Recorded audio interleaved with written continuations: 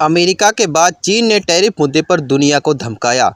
चीन ने उन देशों को धमकी दी है जो उनके हितों की कीमत पर अमेरिका के साथ व्यापार समझौते करते हैं।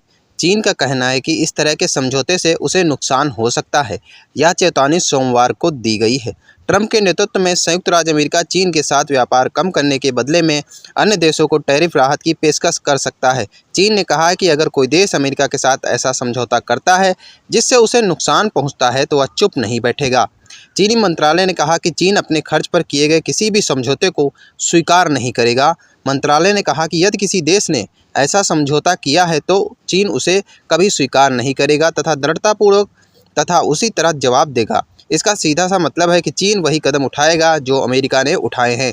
चीन की यह प्रतिक्रिया ट्रंप द्वारा देशों को चीन के साथ व्यापार संबंधों को कम करने के लिए प्रोत्साहित करके वैश्विक व्यापार संबंधों को नया आकार देने के प्रयासों के बाद आई है। चीन इसे आर्थिक दबाव का एक तरीका मानता है। चीन ने अमेरिकी मांगों के आगे झुकने वाली सरकारों की भी आलोचना की है।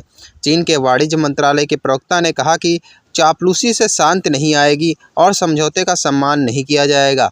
चीन ने अविवेकपूर्ण रवैया दिखाकर यह दिखा दिया है कि वह अमेरिका के आगे झुक रहा है। चीन का मानना है कि सभी पक्षों को टैरिफ के मुद्दे पर निष्पक्षता और न्याय के पक्ष में खड़ा होना चाहिए। चीन को उम्मीद है कि उसके व्यापारिक साझेदार इन मूल्यों का पालन करेंगे। अपने वैश्विक साझेदारों के साथ सौहार्दपूर्ण लहजे में मंत्रालय ने कहा कि वह स्थिति का सामना करने और एक तरफा आक्रामकता का संयुक्त रूप से विरोध करने के लिए एकता और समन्वय को मजबूत करने के लिए सभी पक्षों के साथ हाथ मिलाने के लिए तैयार हैं। यह आह्वान अमेरिकी प्रभाव को संतुलित करने के लिए समान विचारधारा वाले देशों के साथ सहयोग को मजबूत करने की चीन की मंशा को दर्शाता है।